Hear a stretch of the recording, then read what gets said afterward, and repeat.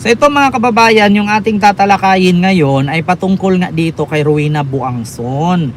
May kumakalat ngayon mga kababayan tungkol kay Rowena Buangson na madidisbar daw ito.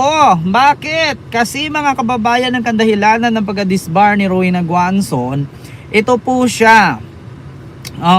Dahil galing po ito sa Reddit.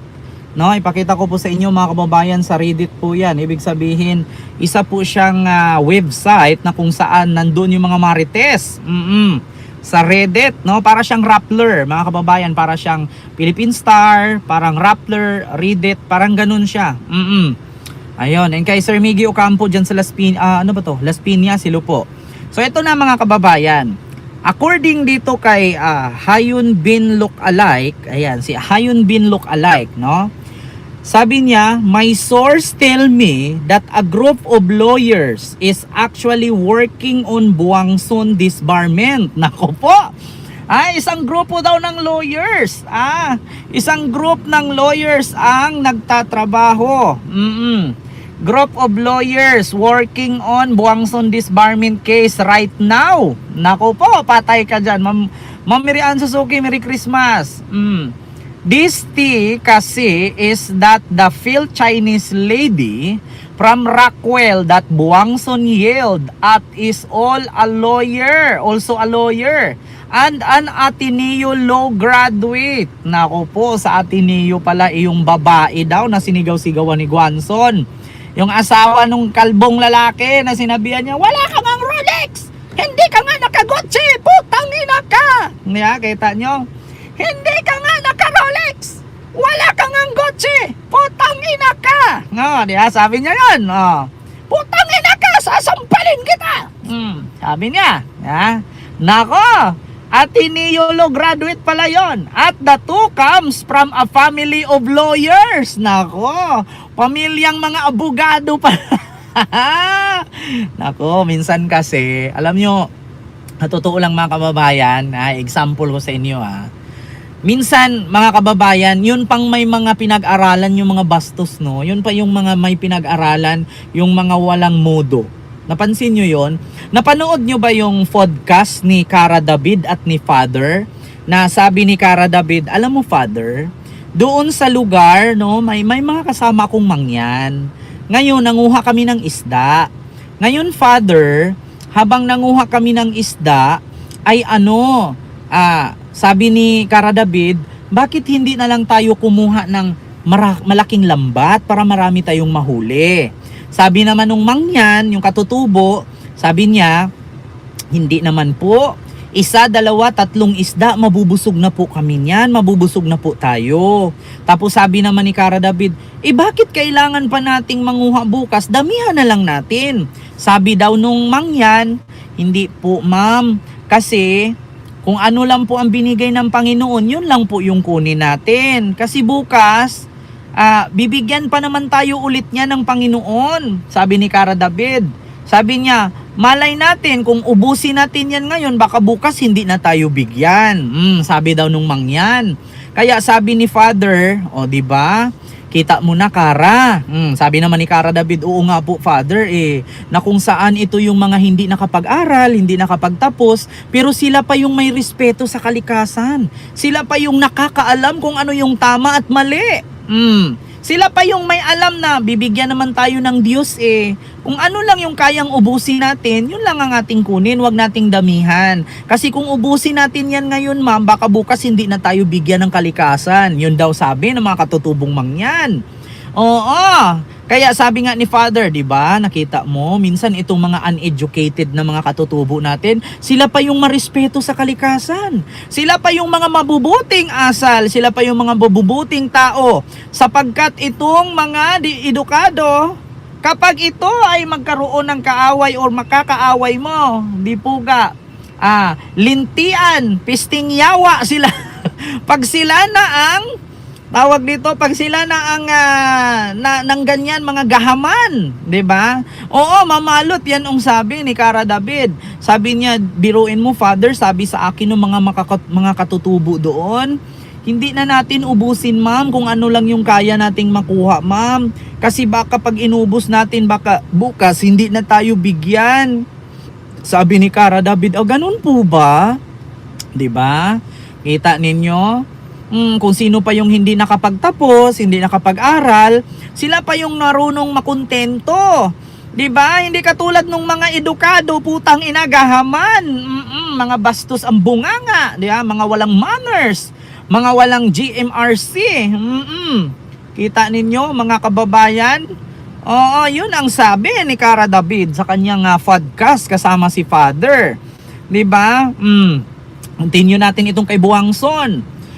Sabi dito, dati kasi is the Philchay lady from Rockwell that Buangson yield at is also a lawyer and Ateneo Law graduate at that came from or who comes from a family of lawyers. Nako po. In short, there's a very real chance that the old crone is cook. Nako, no matter how many connections she has, remember, she's just some old fart who happened to be a Comelec commissioner once upon a time but lost the 2022 election. Her party didn't win earlier this year either. She's not untouchable, especially since there is a video evidence of her public outburst. Nako po. And she's also doubled down online. Nako. Her immaturity, ego, and short temper will be here. Downfall, trust me. Nako po. Iyon ang sabi ni Hayun Bin Lookalike, isang source. Mga kababayan. Nako po. Kaya nga ito, mga kababayan, lesson learned na ito. Hindi porket naging commissioner ka noon ay kung makaasta ka, akala mo ikaw na yung may-ari ng mundo. Kung saan ka makaapak, ikaw na ang luluhuran or tawag dito, sasalutan. Walang gano'n. Noon ka lang commissioner, ngayon hindi na. 'Di ba? At walang kwenta yung pagiging abogada mo kung hindi mo gagamitin sa ayos. 'Di ba? Kung nasaktan ka, 'di ba, sasabi nung tao na wag kang umubo, you better there in home na lang kaysa sa magala ka sa SM. Tama po 'yun. Bakit? Hindi po lahat ng mga nakakaharap mo ay pareho ugali sa iyo. Kung pareho kayo, magrarambulan kayo diyan, mga putang ina ninyo. 'Di ba? Hindi lahat ng nakaharap mo, Guanson, ay pareho yung pananaw sa mundo. Paano kung pareho nga lahat ang pananaw? Di magbugbogan kayo diyan. 'Di ba? Di magsuntukan kayo. Kaya sa totoo lang, hindi lahat ng nakaharap mo ay under mo. Tandaan mo 'yan, Buangson.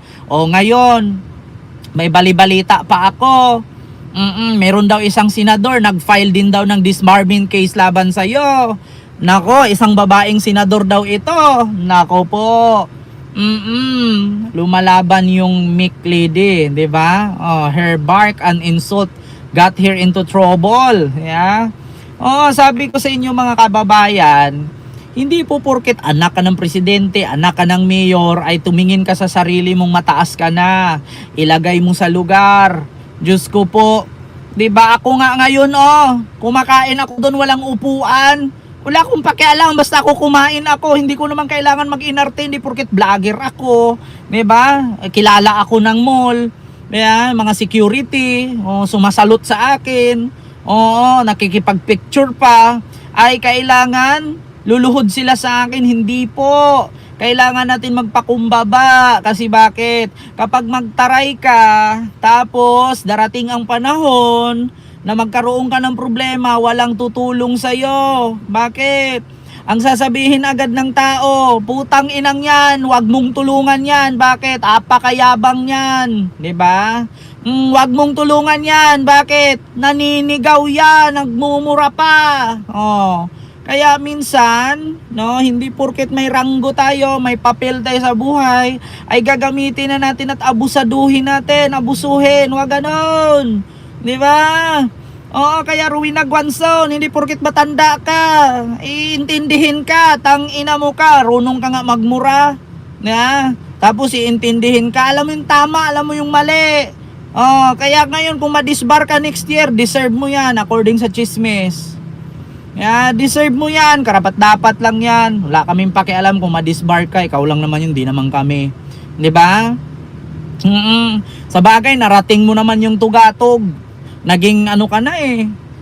Commissioner ka na. Total, dapat kasi ang ginagawa dito ni Rowena Guanzon, dapat nagpahinga na lang ito eh. Hindi nasasali sa mga kaguluhan sa social media kasi, di ba kapag ganyan, yung mga retired na, mga retiro na, dapat magtanim na lang ng mga kamatis, pichay, di ba? Magwalis-walis na lang sa harap ng bahay.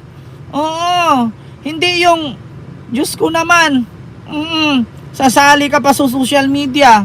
Tapos pag ikaw ay binabash, tapos sasabihin mo agad, mag-file ka ng kaso, putang ina ka, ganito ka, wala kang ang Rolex. Hindi ka nga nakagotse, tangina mo ka. Ayaw mong ganyanin, wag kang pumasok sa social media, di ba? O ngayon, imbes na maging proud sa iyo yung mga kaapu-apuhan mo, na kasing tulad mo rin pag lumaki. Imbes na ipagyabang ka nila, hindi ka na nila kilala. Bakit? Paano ka makilala? Kahit ako, apo mo ako, hindi kita ipagyabang. Bakit? Nakakahiya. Diyos ko. Ganun lang yon gagawin mo. Manahimik ka na lang, di ba? Mag-alaga ka ng mga apo mo sa kuko, apo mo sa ingron, apo mo sa tuhod. Di ba? Manahimik na lang dapat. Wala eh. Di ba? Araya Mili, hello po sa iyo dyan, Ma'am Miriam Suzuki, Ma'am Delia Rosario. Ayan. Dapat ganun ang ginagawa, hindi yung kung saan-saan kasi. Di ba? Alam mo, sa totoo lang dati, yung lolo ko, nung nagretiro na yung lolo ko, alam mo, unang ginawa niya, nag-alaga ng manok, nag-alaga ng baboy, nag-alaga ng kambing, kalabaw, baka. At least ang kanyang inaalala, kung napakain na ba niya yung kalabaw, napakain na ba niya yung baka, napakain na ba niya yung manok, di ba? Wala eh. Diyos ko, dapat ganun ang mga ganun yung mga mindset. Pag matanda na tayo, manahimik na lang tayo. Huwag na tayo manggulo sa mundo. Nanggugulo eh. Diyos ko naman, sumasali pa sa kaguluhan. Diba? Ma'am Maria Bryce, silo po sa dyan, ma'am, sa Australia. Mega love shout out po. Diba? Ngayon, tignan mo, madidisbar ka. Pag na-disbar ka ngayon, anong mangyari dun sa mga pension mo? Maapektuhan. Tapos, kapag mayroon kang mga apo ngayon, mag-aaral. Ano nang sasabihin nun? Apo ako ni apo ka ni Guanzon yung na-disbar kasi bastos. Nako, kakahiya. Apo po ako ni Guanzon, yung dating commissioner. Yung nagmura dun sa Rockwell, yung walang gotse. Walang Rolex. Ikaw pala yon. Titigan ka. Pagtingin ng apo mo, mula ulo hanggang paa. Titignan ka ngayon. Nako. Soundproof ata yung best Mustang. Opo, a Wicked Empath. Soundproof po. Diba?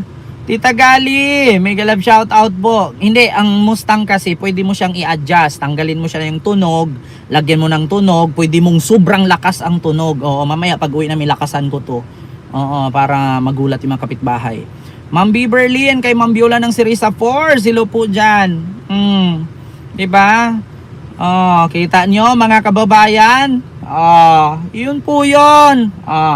Buko dito mga kababayan. Ito pa. Nako, dalawa po ito mga kababayan. Bukod kay Guanzon.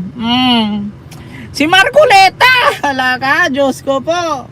Ang dami ng mapaglin lang. Depende na lang yan sa pakinabang. Si Marcoleta din daw. Naku po, madidisbar din daw. Alaga, madisbar daw. Nako, si Marcoleta. Bukod kay Guanzon, madidisbar din daw. Bakit mga kababayan? Ganito po ang nangyari. Tumakbo ng 2022 midterm election. Tapos mga kababayan, anong ginawa? Ayun, nagkalat. Nagkalat yung sose niya. Yung kanyang mga donasyon. Sinungaling. Bawal yan bilang abogado. Alam naman natin mga kababayan sa Code of Conduct, Code of Ethics bilang lawyer. Pinanumpaan mo yan. Huwag kang sinungaling. Bawal yon. Abogado ka eh. Hala mga kababayan, anong ginawa niya ni Marcoleta? Eto na yung sose niya. Hindi totoo ang dineklara niya sa Comelec. Naku po. Ano bang dineclare ni Marcoleta sa Comelec mga kababayan? Ganito po yon. Ang dineclare niya po 112 million. Gastos daw niya nung eleksyon. Pero ending, yung 112 million hindi naman pala niya pera yon. Hindi naman pala niya pera yon. Nako. Niloloko niya sa bayan ng Pilipino. Ay putang ina nyo. Magkakalbo-kalbuhan tayo nito. Niloko ang sambayan ng Pilipino. Laka. Nilagay niya doon sa susi, sa Comelec. 112 million galing niya sa bulsa niya. Ending, donation naman pala. Ayan na nga mga kababayan. Nako po. Patay tayo. At according sa Comelec, mga kababayan, ang rules ng Comelec, kapag napatunayan na nagsinungaling at hindi diniklira ng ayos ang sose, may possibility matanggal. Hindi naman siya matanggal kasi wala ng power ang Comelec dyan. May possibility na makasuhan siya, mga kababayan, sa hindi pagsabi ng totoo. Nako.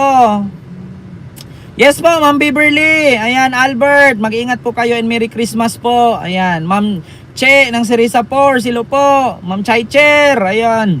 At sa Sirisa Por, silo po sa inyong lahat. Nako, eto na nga mga kababayan. Yan na nga ang sinasabi ko. Ayan, huwag kasing mag-abuso sa posisyon kasi.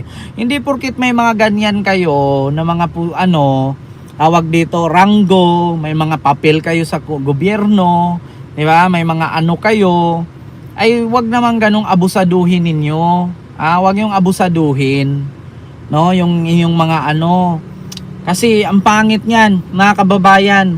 Ito po ang katunayan, mga kababayan. Ito na. Wait lang ha.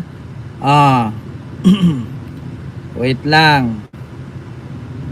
Naku po, Diyos mio Marimar.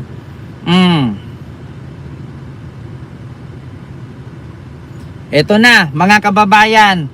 Ito po ay nakalagay. Basahin ko lang ha. Attorney Rodante Marcoleta.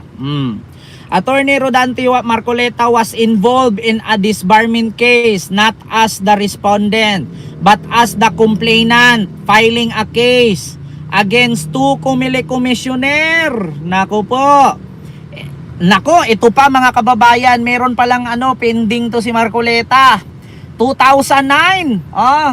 Two Comelec commissioner in 2009 for alleged misconduct through the Supreme Court ultimately dismissed his complaint, affirming the commissioner action and in reinforcing Marcoleta's own adherence to legal processes. In later public rules in GBC deliberations were the highlighted rules against two with pending complaints. Nako po, eto na. Ayon, case Rodante Marcoleta versus Resurrection Bora and Romeo Bronner. Filed Attorney Marcoleta. Siya pala ang nag-file nito sa Comelec.